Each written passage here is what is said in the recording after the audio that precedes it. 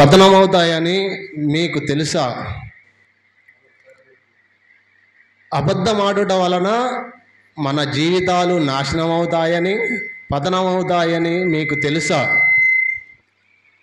యాకోబు పత్రిక 3వ అధ్యాయము 5వ వచనం చదువుకుందాం.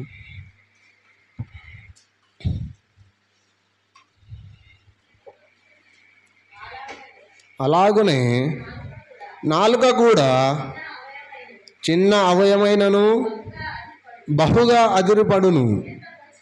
ఎంత కొంచెము నిప్పు ఎంత విస్తారమైన అడవిని తగులబెట్టును. చాలు చిన్న ప్రార్థన చేసుకుందాం. మహోన్నతుడా, మహాగణుడా, అద్వితీయుడా, ఆశ్చర్యకరుడా, నీకు ఉన్నతమైన శ్రేష్టమైన అద్వితీయ నామానికి వందనాలు, స్తుతులు, స్తోత్రాలు చెల్లిస్తున్నాం మా తండ్రి. గడిచిన కాలం అంతయో నీకు సజీవ రెక్కల చాటున మమ్మల్ని కాచి కాపాడి ఈ రీతిగా మా తండ్రి ఈ 2024 సంవత్సరంలో మా తండ్రి 2వ మాసంలో మా తండ్రి బహుక్షేమంగా మా తండ్రి నీకు కృప చేత, నీ ప్రేమ చేత, నీ వాత్సల్యం చేత మా తండ్రి మమ్మల్ని ఈ రీతిగా మా తండ్రి మందిరంలో సమకూర్చి మా తండ్రి కొద్ది నిమిషాలు మా తండ్రి నిన్ను ఆరాధించడానికి మా తండ్రి, నిన్ను ఘనపరచడానికి, సృష్టించడానికి మా తండ్రి నువ్వు ఇచ్చినట్టు అవకాశాలను బట్టి నీకే వందనాలు మా తండ్రి. ఇదిగో నిలవబడుచున్న నేను మా తండ్రి అల్పుడను, అయోగ్యుడను, దుమ్ము వంటి ధూళి వంటి వాడనయ్యా. ఇదిగో మా తండ్రి నేను మాట్లాడితే ఎవరు మా తండ్రి మార్పు చెందరు కానీ మా తండ్రి నీకు సిలువ చాటున మా తండ్రి నన్ను మరుగుపరుచుకొని మా తండ్రి నీకు ఆత్మాభిషేకము మా తండ్రి నాలో ఉంచి మా తండ్రి నోటికి బోరగా మా తండ్రి మీరే ఉండి మీరే నీ యొక్క ప్రజలందరితో నాతో మాట్లాడి మా తండ్రి మాకు కావలసిన మా తండ్రి వర్తమానాన్ని మా తండ్రి అంశాలను మా తండ్రి నేర్చుకున్నట్టుకు నీకు కృపా సహాయం దయచేస్తామని నజరేయుడైన యేసుక్రీస్తు నామములో ప్రార్థించి బ్రతిమాలి వేడుకుంటున్నాం మా పరమ తండ్రి. ఆమేన్. మరొక చాట్ చదువుకుందాం. అదే వచనం. అలాగునే నాలుక కూడా చిన్న అవయమైనను బహుగా ఆదిరిపడును. ఎంత కొంచెము నిప్పు ఎంత విస్తారమైన అడవిని తగలబెట్టును. 6వ వచనం కూడా చదవండి. నాలుక అగ్నియే. నాలుక మన అవయములలో ఉంచబడిన పాప ప్రపంచమై సర్వ శరీరమునకును మాలిన్యము కలుగజేయును. ప్రకృతి చక్రములకు చిచ్చు పెట్టును. అది నరకము చేత చిచ్చు పెట్టబడును. ఇక్కడ యేసుక్రీస్తు యొక్క శిష్యుడైన యాకోబు మనందరికీ తెలియజేస్తున్న అంశం ఏంటంటే అలాగునే నాలుక కూడా చిన్న అవయమై బహుగా ఆదిరపడునంట.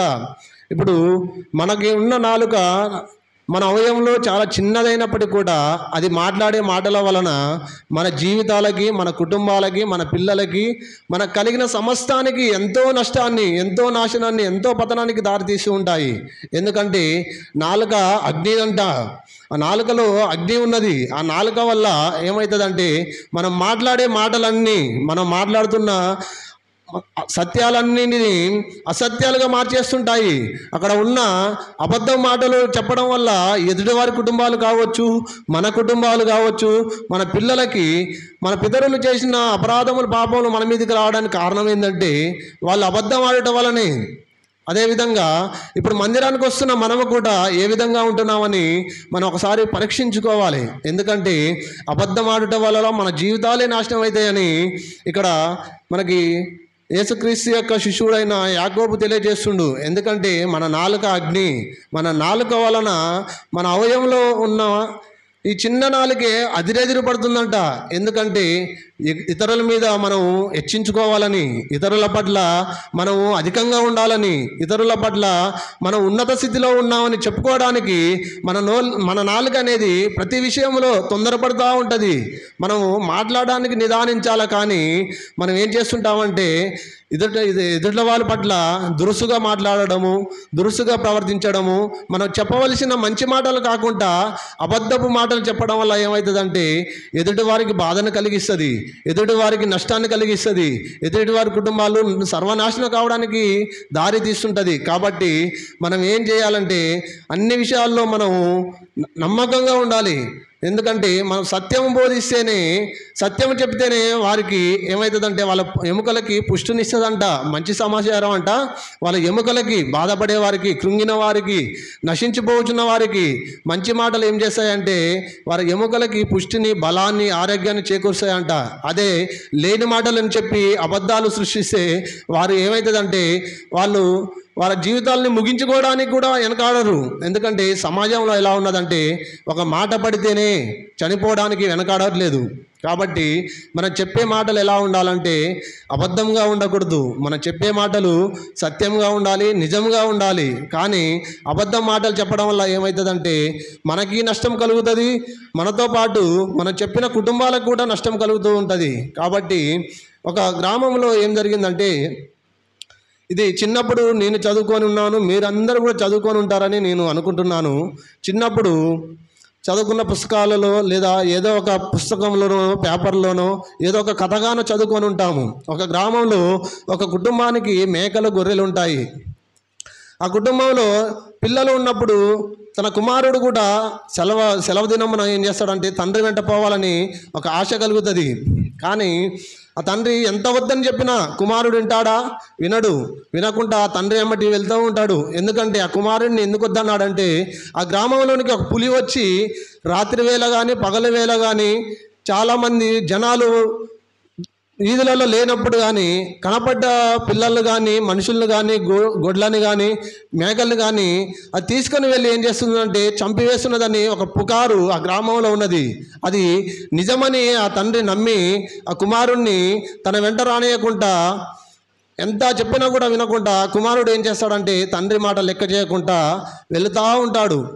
ఆ వెళ్ళిన క్రమంలో ఏం చేస్తాడంటే తండ్రి ఒక చోట మేకలకి మేత కావాలని చెప్పేసి ఆ చెట్లని కొడుతూ ఆగిపోతాడు. ఈ కుమారుడు ఏం చేస్తాడంటే ఈ మేకల్ని, గొర్రెలు తోలుకుంటూ ముందుకు పోయినప్పుడు ఆ చుట్టుపక్కల ఉన్న జనాలు ఉంటారు, పొలాల్లో పనిచేసుకున్న వారు, లేకుంటే ఆ పొలాల దగ్గరికి వచ్చిన వారు అనేకులు ఉన్నప్పుడు కూడా ఈ కుమారుడు ఏం చేస్తాడంటే ఒక పుకారు ఉంది కదా, మా గ్రామంలోకి పులి వచ్చింది, ఆ పులి వచ్చి మమ్మల్ని చంపుకొని తింటుంది అని చెప్పేసి మా నాన్న చెప్పి నన్ను మేకల కాడికి రానియకుండా చేశాడు, చేద్దామని అనుకున్నాడు. కానీ నేను ఈ అడవిలోకి వస్తే నాకు కావాల్సిన ఫలాలను, రేగ్గాయలు కావచ్చు, ఇంకా అక్కడ ఉన్న అడవిలో కనబడి ప్రతి ఒక్క చెట్టుకాయని నేను తినాలనే ఆలోచన కలిగి ఉంటే నా యొక్క తండ్రి నన్ను రావద్దాడని చెప్పేసి ఆ కుమారుడు ఏం చేస్తాడంటే కొంచెం పొలం ఆ అడవిలోకి వెళ్ళినప్పుడు ఆ కుమారుడు అంటా ఉంటాడు, మొత్తుకుంటూ ఉంటాడు, నానా నానా నన్ను పులి చంపడానికి వచ్చింది, నువ్వు ఎక్కడ ఉన్నావు అని ఆ తండ్రిని కేకలు వేస్తూ బొబ్బలు పెడుతూ పిలుస్తూ ఉంటాడు.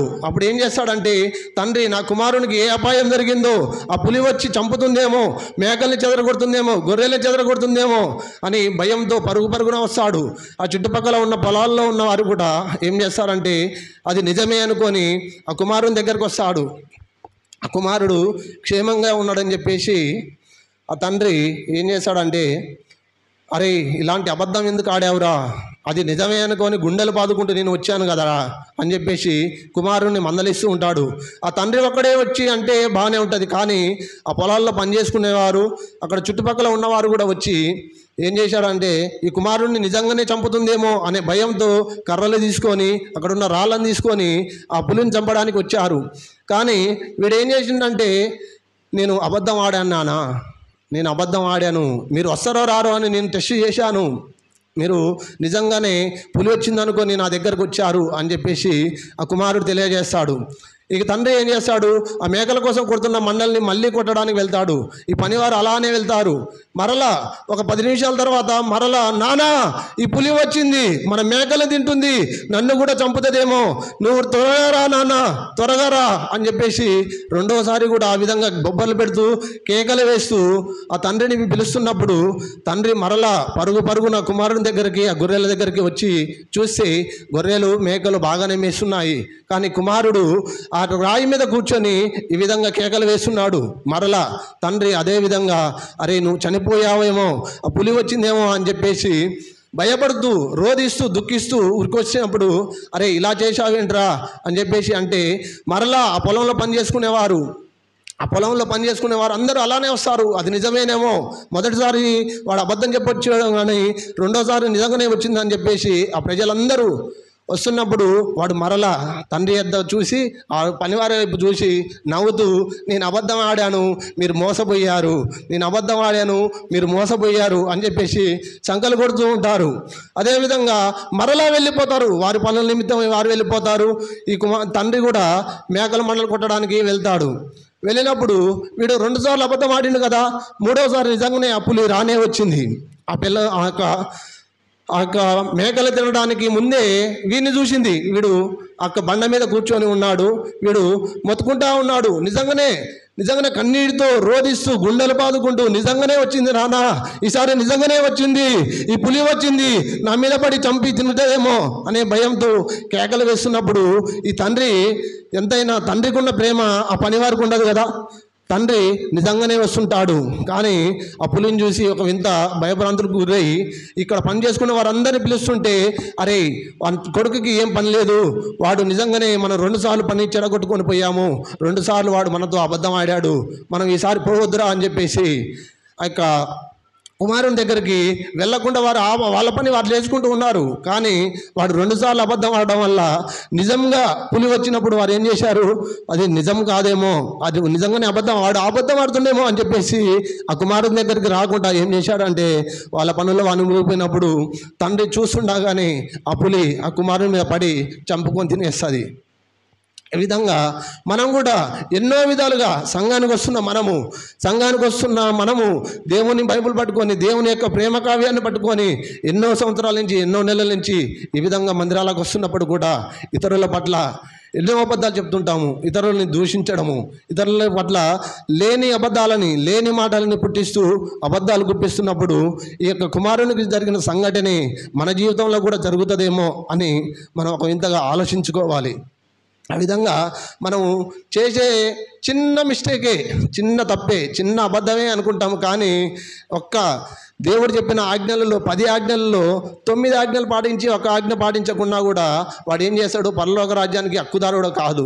కాబట్టి మన చిన్న తప్పే కదా, చిన్న అబద్ధమే కదా, ఎవరితో ఆడుతున్నావా అబద్ధం, నీ ఇంట్లో నీ భర్తతో ఆడుతున్నావా, నీ పిల్లలతో ఆడుతున్నావా, లేకుంటే భర్త అయితే భార్యతో ఆడుతున్నావా, పిల్లలతో ఆడుతున్నావా, లేకుంటే సంఘానికి వస్తే సంఘస్థులతోటి అబద్ధం ఆడుతున్నావా, సంఘ కాపరితోటి అబద్ధం ఆడుతున్నావా, సంఘ సేవకురాలతో అబద్ధం ఆడుతున్నావా, లేకుంటే సంఘానికి వచ్చిన ఇతరులతోటి అబద్ధం ఆడుతున్నావా? ఒకసారి మనం గమనించుకోవాలి. మన జీవితాలని మనం నాశనం చేసుకోవద్దు, మనం పతనం చేసుకోవద్దు. అంటే మనం అబద్ధం ఆడకుండా మనం అన్ని వేళలా ఏం చేయాలంటే మనం నిజాలనే చెప్తూ ఉంటే మన మాట అవునంటే అవును, కాదంటే కాదు అన్నట్లుగానే ఉండాలి. కానీ అబద్ధం ఆడితే ఆ కుమారుడు ఏ విధంగా అయితే పులికి బలయ్యాడో, తండ్రికి నష్టాన్ని తీసుకొచ్చాడో, ఆ విధంగా మనం ఉండకూడదని ప్రభు పేరిట తెలియజేస్తున్నాను.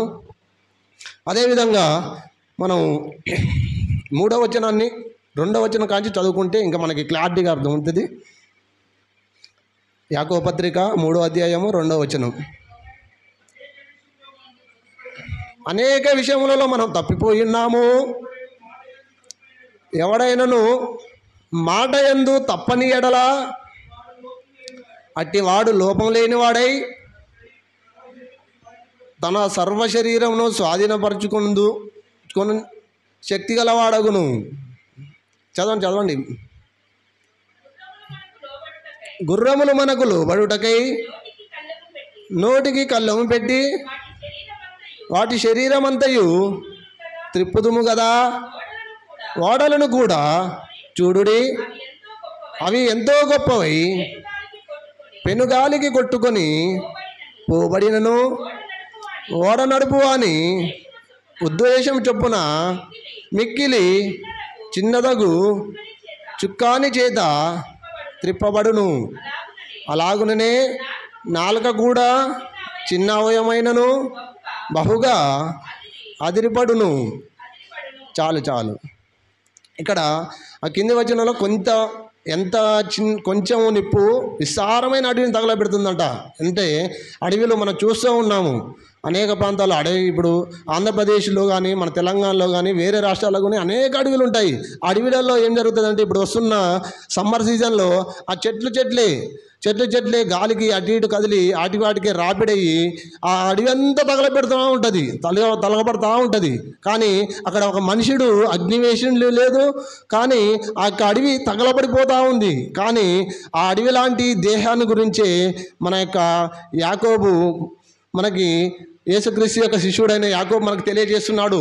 మన యొక్క దేహమే, మన యొక్క శరీరమే యొక్క అడవి లెక్క మనం అనుకుంటే ఇప్పుడు ఈ యొక్క దేహాన్ని మొత్తాన్ని కాల్ చేసేది ఏంటిదంటే నాలుక అగ్ని అంట. ఆ అగ్ని అంటే మనం మాట్లాడే మాటల వలనే, మనం మాట్లాడే చెడ్డ మాటలు, అబద్ధ మాటలు, లేని మాటలను పుట్టించడం వలనే మన యొక్క దేహాన్ని, మన యొక్క శరీరాన్ని ఏం చేసుకుంటామంటే పతనం చేసుకుంటామంట. మన యొక్క శరీరాన్ని నాశనం చేసుకుంటామంట.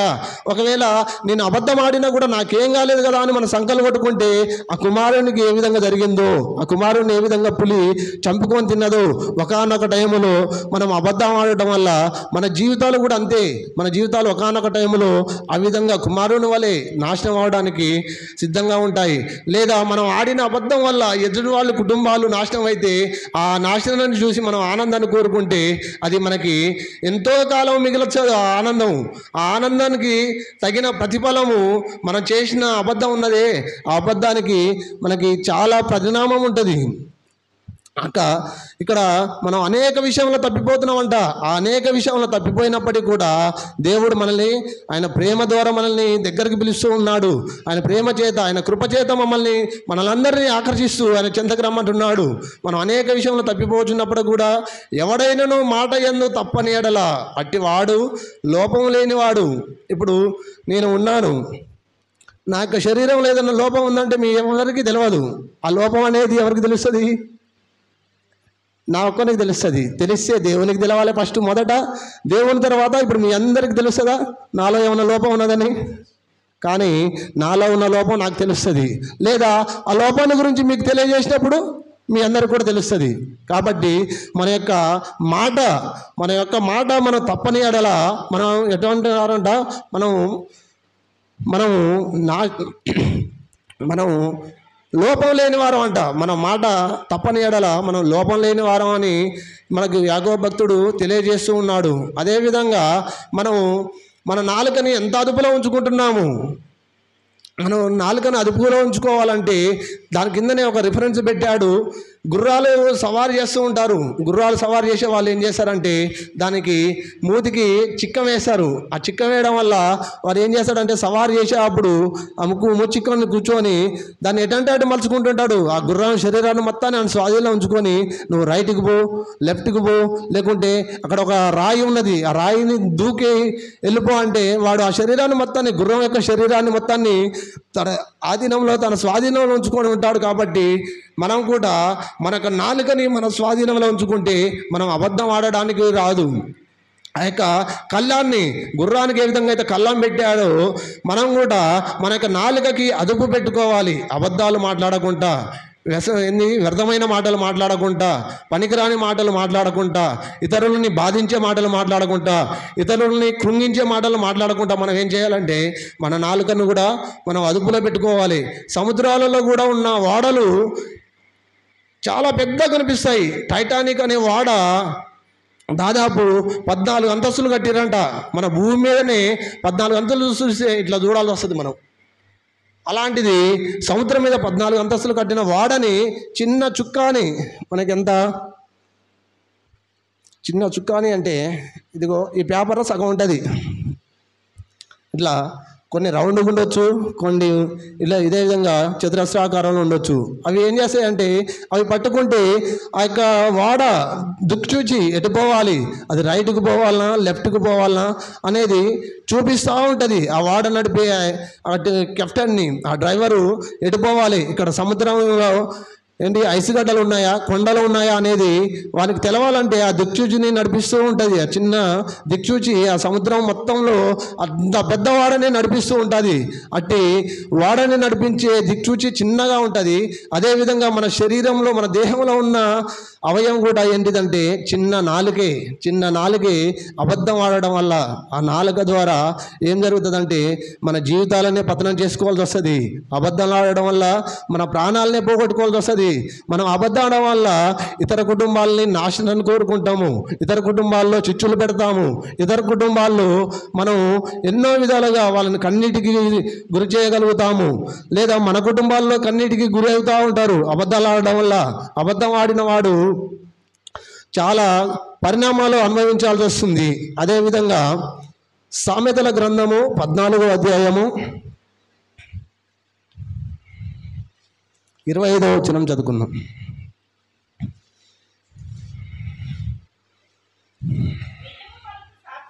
నిజము పలుకు సాక్షి మనుషులను రక్షించును, అబద్ధములాడువాడు వట్టి మోసగాడు.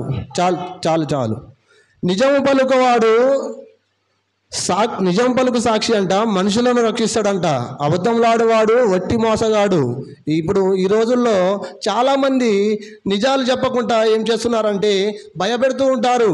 ఇప్పుడు మొన్న అయ్యగారు కుమార్తెని హాస్పిటల్లో తీసుకుపోయారు. అక్కడ ఉన్న డాక్టర్ ఏమన్నాడంటే మీ పాపకి ఆయాసం ఉన్నది, గుండెలో ఇన్ఫెక్షన్ ఉన్నది, గుండెలో ఫలానా ఉన్నది అని చెప్పేసి అనేక విధాలుగా భయపెట్టి ఉంటారు. వాళ్ళు అనేక విధాలుగా వారికి కృంగదీయాలని, భయపెట్టాలని, అనేక డబ్బులు వీళ్ళ కాంచి తీసుకోవాలనే ఆలోచన కలిగి చెప్పి ఉంటారు. కానీ నిజము పలుకు సాక్షి అంట మనుషులను రక్షిస్తాడంట. కానీ అక్కడున్న డాక్టర్లు ఏం చేశారంటే అబద్ధం చెప్పి లేని యొక్క రోగాన్ని అంటగట్టాలని చూసిర్రు. కానీ దేవుడు ఒక ప్రణాళిక వేసి అయ్యగారు మనసులో ఒక ఆలోచన కలిగించి మరొక గుండె స్పెషలిస్ట్ డాక్టర్కి ఫోన్ చేయించి, డాక్టర్ గారు ఈ విధంగా అంటున్నారు, నాకు భయం అవుతుంది అంటే ఆ ఈసీజీని తీసి పంపించమనగానే ఆ ఫోటోలు వాట్సాప్లో పంపిస్తే ఏం జరిగిందంటే ఆ డాక్టర్ గారు నిజం చెప్పారు, మీ పాపకి ఎలాంటి ఈ ఇన్ఫెక్షన్ లేదు, ఈ గుండె సంబంధితమైన ఇక గుండెకి ఎలాంటి ప్రాబ్లం లేదు అని చెప్పగానే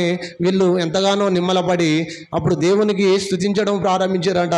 ఆ విధంగా అబద్ధంలాడువాడు వట్టి మోసగాడు.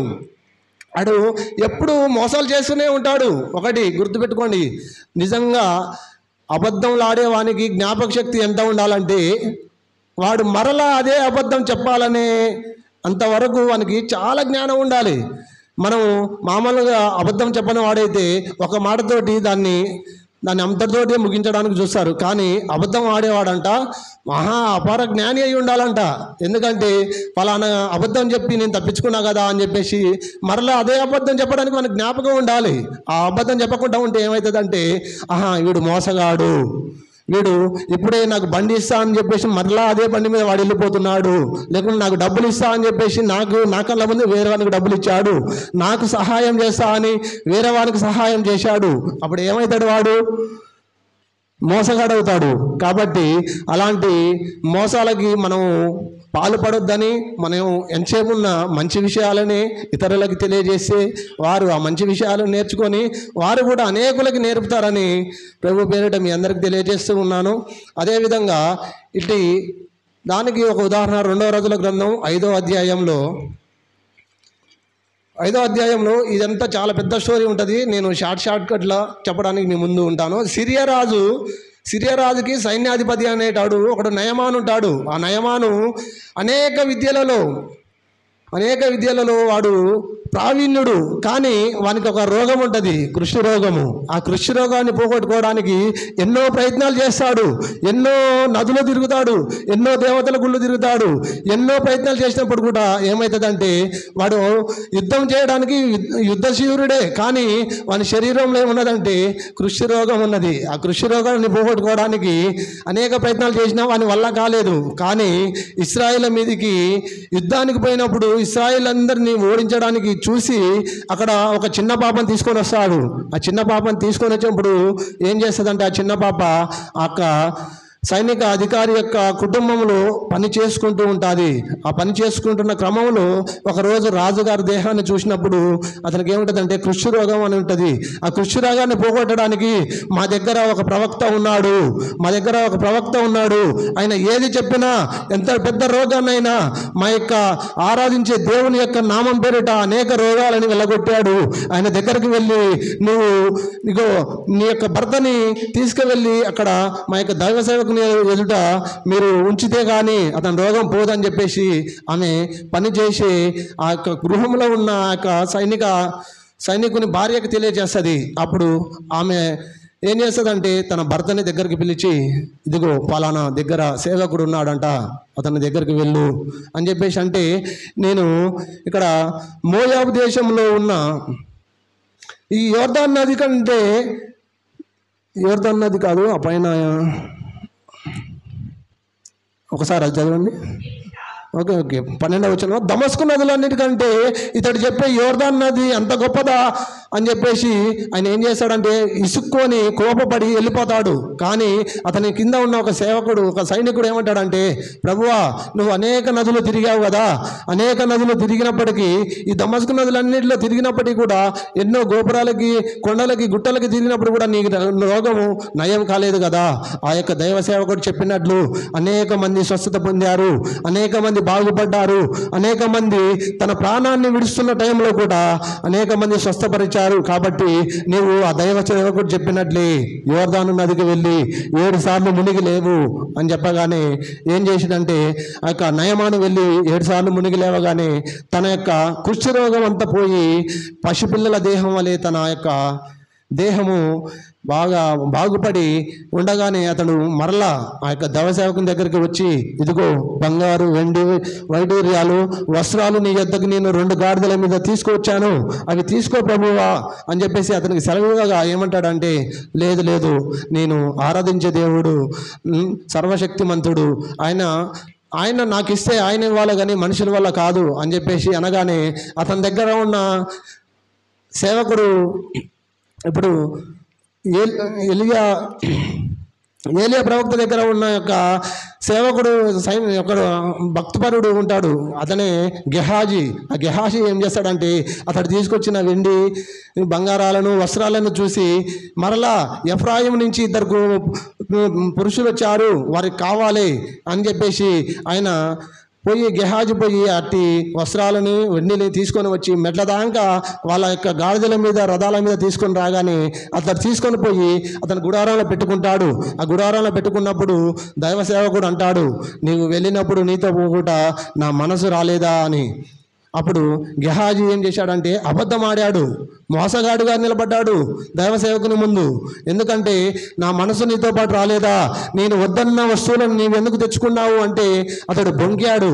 అతడు ఏం చేశాడంటే మోసగాని వలె తప్పాడు, అబద్ధం ఆడాడు. నేను తీసుకొచ్చుకోలేదు ప్రభువా, నేను ఎక్కడికి వెళ్ళాను, నేను మీ ముందే ఉన్నాను కదా, నేను ఇక్కడనే ఉన్నాను కదా, ఇదిగో నేను ఇప్పుడే నా గుడారాల నుంచి నీ వద్దకు వస్తున్నాను అని చెప్పేసి అనగానే నయమానికి అయితే ఎలాంటి కుష్ఠరోగం ఉన్నదో ఆ కుష్ఠరోగము నీకును నీ సంతతి అంతటికీ ప్రాప్తించుడని చెప్పేసి సేవకుడు అతన్ని శపిస్తాడు. ఆ విధంగా శపించడం వల్ల అట్టి గెహాజీ అతని సంతానం అంతా కుష్ఠరోగంతో అతని తరతరములు కుష్ఠరోగంతో ఉంటూ వచ్చారు.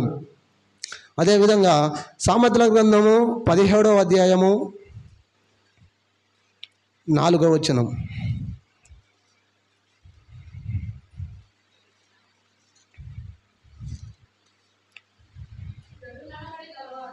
చెడు నడవడి గలవాడు దోషపు మాటలు వినును, నాలుక హానికరమైన మాటలు పలుకుచుండగా అబద్ధికుడు చెవి ఎగ్గిను. చాలండి. చెడు నడవడి గలవాడు దోషపు మాటలే ఉంటాడంట. అంటే దేవుని మందిరానికి వస్తున్న అనేకులు ఉన్నారు చెడు మాటలు వినేవారు. జ్వరాలు వచ్చినప్పుడు లేదా కుటుంబంలో బాగలేనప్పుడు ఇక్కడికి వెళ్దాం, అక్కడ భలే చేస్తారంట, అక్కడ అది చేస్తారంట, ఇక్కడ అంతరం వేస్తే బాగుంటుందంట, అక్కడ కొలుపు చెప్తారంట, అక్కడ కొబ్బరికాయలు ఇస్తే మన ఇంట్లో ఏమున్నాయో చెప్తారంట అని చెప్పేసి అనేక విధాలుగా చెడ్డ మాటలు చెప్తూ ఉంటారు. ఆ చెడ్డ మాటలు చెప్పినప్పుడు వీళ్ళు ఏం చేస్తారంటే, వీళ్ళు అసలు ఎంత అంటే గొప్ప గొర్రెలు కదా, గొర్రె కషాయవాన్నే నమ్ముతుంది, కానీ నేను కొనుక్కొని పోయి నిన్ను మేపుకుంటా అని తీసుకుపోయేవాడిని మాత్రం గొర్రెలు నమ్మవు. అదేవిధంగా ఇక్కడ కూడా అనేక చెడు నడవడిక గలవారు దోషపు మాటలే ఆ నడవడిక వాళ్ళు మనం మందిరానికి వస్తున్నప్పుడు మన కుటుంబాన్ని ఏ విధంగా పతనం చేయాలి, మన పిల్లల్ని ఏ విధంగా ఖరాబు చేయాలి అనే ఆలోచన కలిగి నడుచుకునే వాళ్ళు అనేకులు ఉంటారు. వాళ్ళు చెప్పే మాటలే వింటారు, కానీ ఇక్కడ సర్వశక్తిమంతుడైన దేవుడు చెప్పే మాటలు వినడానికి వీళ్ళ చెవులు మందంగా అవుతాయి. ఎంతసేపున్నా ఇక్కడ సేవకుడు కానీ సేవకురాలు కానీ అనేక మంది బోధిస్తున్నప్పుడు ఏం చేస్తారంటే, ఈ గోడలు ఎలా అయితే ఉన్నాయో మందిరానికి, ఈ గోడల వలె ఉంటారు. ఎందుకంటే అనేకులు మందిరానికి వస్తున్నారు, కానీ వాళ్ళ యొక్క దేహం ఇక్కడ ఉన్నది, కానీ వారి మనసు ఎక్కడెక్కడో తిరుగుతూ ఉంటుంది. వాళ్ళ ప్రపంచం ఎన్నో ఉంటుంది. లేదా వారు వండుకున్న ఇష్టమైన కూర వైపు, వాళ్ళు దాచుకున్న ధనం వైపు, లేకుంటే పలానా ఒక చీర కొనుక్కున్నది, నేను చీరాను, పలానాయన దుస్తులు కొనుక్కున్నాడు, నాకు లేవు, నేను కూడా ఒక సూటుగా కొనుక్కోవాలనే ఆలోచన. మన మందిరానికి అయితే వస్తుంటాం, కానీ మన ఆలోచనలు ఎక్కడో ఉంటాయి. ఆ విధంగా చెడు నడువక గలవాడు ఏమంటాడంటే దోషపు మాటలు వింటాడు. మనం మంచి మాటలు చెప్పినప్పుడు దేవుని మందిరానికి వచ్చిన వాళ్ళు దేవుని యొక్క మాటలు చెప్తున్నప్పుడు పెడచెవన పెట్టకుండా వెళ్ళిపోతూ ఉంటారు అనేకులు. కానీ నాలుకంట హానికరమైన మాటలు పలుకుచుండగా అబద్ధికుడు చెవియెక్కుతాడు. మనం నాలుక అరే అక్కడ డ్రామా నడుస్తుందంట పోదామంటే, ఇక్కడ ఉన్న పిల్లగాళ్ళతో పాటు పెద్దవాళ్ళు కూడా పోదామంటారు. అరే అక్కడ ప్రార్థన జరుగుతుందంట పోదాం వస్తావా అంటే ఎవరు సాహసం చేయరు. లేదా పలానా చోట వాళ్ళు ఆట ఆడుతున్నారంట, వాళ్ళు అది చేస్తున్నారంట, పలానా దగ్గర వాళ్ళు కూర్చున్నారంట, మనం పురుషులం కదా, పలానా వాళ్ళు వస్తారా మా క్లాస్మేట్స్ వస్తారు అని చెప్పేసి అనేక నాలుక హానికరమైన మాటలు పలుకుచున్నప్పుడు అబద్ధికుడు ఏం చేస్తాడంటే వాడికి చెవి ఎగ్గి, ఆహా అదే నాకు ఆనందం, అది నాకు చాలా ఆనందాన్ని తీసుకొస్తుంది, నాకు చాలా ఉత్సాహాన్ని తీసుకొస్తుంది అని చెప్పేసి తీసుకొని అటువైపు వెళ్ళడానికి చూస్తారు. కానీ దేవుని మందిరానికి వద్దామా, దేవునికి మోకరించి ప్రార్థన చేద్దాంరా అంటే వాడు ముందుకు సాహసం చేయరు. మీరందరూ చాలా మంచివారండి, ఎందుకంటే ఈ సమయాల్లో ఎక్కడెక్కడో తిరుగుతుంటారు, వాళ్ళ పనుల్లో వాళ్ళు చేసుకుంటూ ఉంటారు. లేదా ఈ సమయంలో పడుకొని నిద్రించి కలల రాజ్యంలో, వాళ్ళ ఊహలలో, వాళ్ళ స్వర్గంలో ఎక్కడ తిరుగుతూ ఉంటారు. కానీ మీరందరూ దేవుని మాటలు వినడానికి ఇక్కడ కూర్చి వచ్చినందుకు మీ అందరికీ వందనాలు తెలియజేస్తున్నాను. అదేవిధంగా చివరి వచనం చదువుకొని మనం ముగించుకోవడానికి ఇష్టపడదాం. ఇదే సామెతల గ్రంథము 12వ అధ్యాయము 13వ వచనము.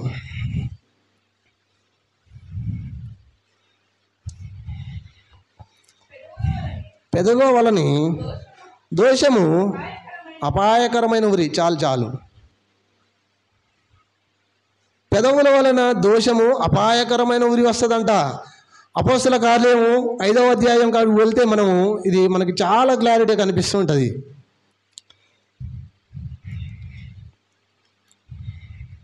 ఇక్కడ అపోస్తల కార్యంలో 5వ అధ్యాయంలో ఏమవుతుందంటే, యేసుక్రీస్తు శిశువులైన అపోస్తులు అందరూ ఏం చేస్తూ ఉంటారంటే అనేక ప్రాంతాలకు వెళ్ళి సువార్త ప్రకటిస్తున్నప్పుడు అక్కడ కలిగిన దేవుని యందు విశ్వాసం ఉంచిన వారందరూ, దేవుని యందు భయభక్తులు గల వారందరూ, దేవుని యందు యథార్థంగా ఉన్న వారందరూ ఏం చేస్తారంటే తమ కలిగిన సమస్తాన్ని అమ్ముకొని, తమ కలిగిన ఇళ్ళని, వస్తువులని, తమ కలిగిన భూములన్నిటిని అమ్ముకొని ఏం చేస్తారంటే ఆ వచ్చిన సొమ్మంతా తీసుకొచ్చి అపోస్తుల యొక్క పాదాల చెంత పెడతారు.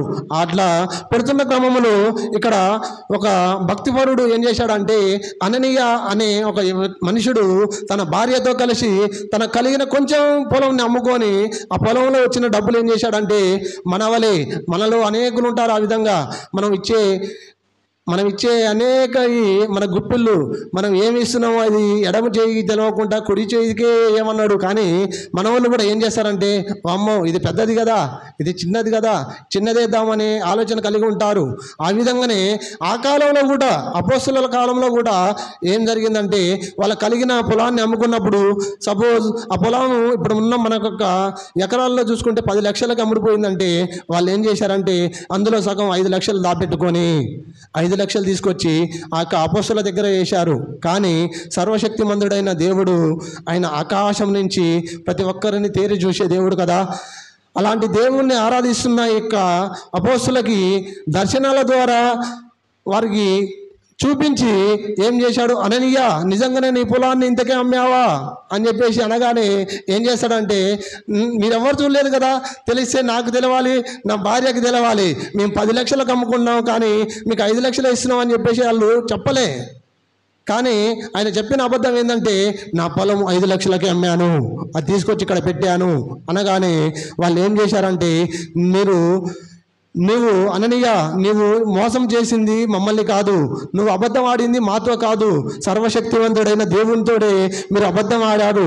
కాబట్టి ఆత్మైన దేవుణ్ణి మీరు అబద్ధం ఆడారు కాబట్టి నువ్వు ఇప్పుడే మరణం కమ్మనగా అతడు మరణిస్తాడు. అతడు మరణించి అక్కడ పడి ఉండగానే అతని శిష్యులు తీసుకుపోయి ఏం చేశారంటే పూడ్చిపెడతారు.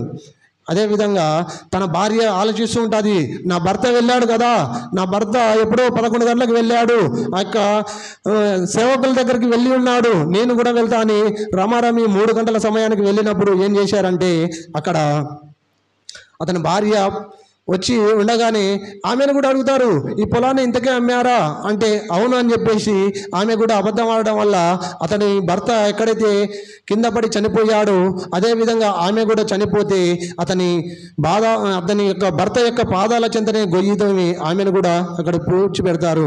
కాబట్టి మనం ఏం చేయాలంటే మనకి ఉరి తెచ్చుకోవద్దు. మనం అబద్ధంలాడి మన ప్రాణాన్ని మన యొక్క దేహాన్ని ఇక్కడ చంపుకున్నా కూడా ఈ యొక్క దేహం ఏముంది, మట్టితో తయారు చేసిన దేవుడు మరలా మట్టికే పోతుంది. కానీ ఇక్కడ ఉన్న దేహాన్ని చూసుకొని మనం ఇదే మా యొక్క ప్రపంచము, ఇదే మా యొక్క జీవితం అని మనం భావించుకోకుండా ఈ దేహం కుళ్ళిపోయిన, కృషించిపోయిన, నశించిపోయిన, చెడిపోయిన యోబు యొక్క శరీరం కృషించి నశించి చెడిపోయి కుష్ఠరోగంతో అతను గోర్రతో గీక్కోవడానికి కూడా చేతులు లేనప్పుడు, అది చేతులు లేవడానికి సహకరించినప్పుడు ఆయన బూడిదలో కూర్చొని పెంకులతో గీక్కున్నాడు. అట్టి దుర్వాసన వస్తున్నా, అట్టి చెడ్డ వాసన వస్తున్నా కూడా ఏం చేశాడంటే దేవుని యందు విశ్వాసం కోల్పోకుండా అబద్ధం ఆడలే. తన భార్య వచ్చి దేవుడు దేవుడు అంటావు, ఇంకెక్కడ దేవుడు, నీకు కలిగిన కుమారులు వచ్చారు, పిల్లలు వచ్చారు, ఆడపిల్లలు చనిపోయారు, ఆస్తి పోయింది, గొర్రెలు పోయినాయి, మేకలు పోయినాయి, ఒంటెలు పోయినాయి, గాడిదలు పోయినాయి, సమస్తం కోల్పోయినా కూడా ఇంకా దేవుడు అంటావు, దేవుణ్ణి దూషించి చావరాదా అని చెప్పేసి అనగానే అక్క యోబు ఏమంటాడంటే, మూర్ఖురాలు మాట్లాడినట్టు మాట్లాడకు అని చెప్పేసి దేవుని యందు విశ్వాసం ఉంచాడు. ఆయన అబద్ధం ఆడలే. ఆ విధంగా మనం కూడా అబద్ధం ఆడి మన జీవితాలని పతనం చేసుకోకుండా, మన యొక్క జీవితాలని నాశనం చేసుకోకుండా, మన జీవితాలని నష్టపరుచుకోకుండా మనం ఏం చేయాలంటే దేవుని యందు విశ్వాసముతో, దేవుని యందు భయభక్తులు కలిగి, దేవుని యందు యథార్థంగా ప్రవర్తిస్తూ ఉంటే మన అక్కర్లన్నీ దేవుడు ముందే ఎరిగి ఉన్నాడు. కాకపోతే ఆ అక్కర్లు మనకి ఏమున్నాయో ఆ అక్కర్లను మనం ఏం చేయాలంటే ప్రభు పాదాల చెంతి మనం ఘోషాడాలి, ప్రార్థించాలి. ప్రార్థిస్తే మీరు అడుగుడి మీకు ఇవ్వబడును అని ఊకనే చెప్పలేదు దేవుడు. మనం అడగం కాబట్టి మనకు అనేక కోరికలు ఉంటాయి. ఆ కోరికలు తీరకపోవడానికి కారణం ఏంటంటే మనం అడగము కానీ ఇవ్వాలి. ఇప్పుడు నాకు 10,000 అవసరం ఉన్నాయి, ప్రతాపయ్య గారు 10,000 ఇవ్వండి అని అడిగితేనే ఆయన కాడ ఉంటే ఇస్తాడు, లేకుంటే ఎవరన్నా అడిగే సాహసం చేస్తాడు. కానీ నాకు అయ్యగారు ఇవ్వాలని నా మనసులో అనుకుంటే ఏమవుతుంది, ఇస్తాడా? అదే మనకున్న అవసరతలు అక్కర్లు ఏదన్నా కావాలి అంటే దేవుణ్ణి అడగాలి. అదేవిధంగా నాలో ఎలాంటి మాలిన్యం లేకుండా తీసేయి ప్రభువా, నేను అబద్ధికుడుగా ఉండొద్దు, అబద్ధికురాలుగా ఉండొద్దు, నా నోట అగ్ని లాంటి నాలుకను పెట్టారు, ఆ నాలుక ద్వారా నేను అబద్ధంలాడను, నేను అబద్ధంలాడితే నా జీవితాన్ని పతనం చేసుకుంటాను, నా జీవితం ముగిసిపోయినాక కూడా నా పిల్లల తరాలు బాగుపడాలంటే నా యొక్క నాలుకతోటి నేను చెడ్డ మాటలు మాట్లాడొద్దు, అబద్ధ సాక్ష్యాలు చెప్పవద్దు, అబద్ధాలు చెప్పవద్దు అని చెప్పేసి మనం ఏం చేయాలంటే దేవుని అడుక్కొని దేవుని యందు మనం విశ్వాసంతో ఉంటే మనం అడుగు వాటన్నిటికంటేను ఊహించు వాటన్నిటికంటేను అత్యధికమైన మేలులు దయచేసి దేవుడు మనకున్నాడు. కాబట్టి మనం అందరము అబద్ధికులుగా కాకుండా నిజమైన వారుగా ఉంటూ దేవుని యొక్క ప్రేమలో అనేకుల్ని రప్పించులాగున ఉండాలని ప్రభు పేరిట మీ అందరికి తెలియజేస్తూ ఈ చిన్న వాక్యాన్ని దేవుని వెనుకలో దీవించబడుగాక.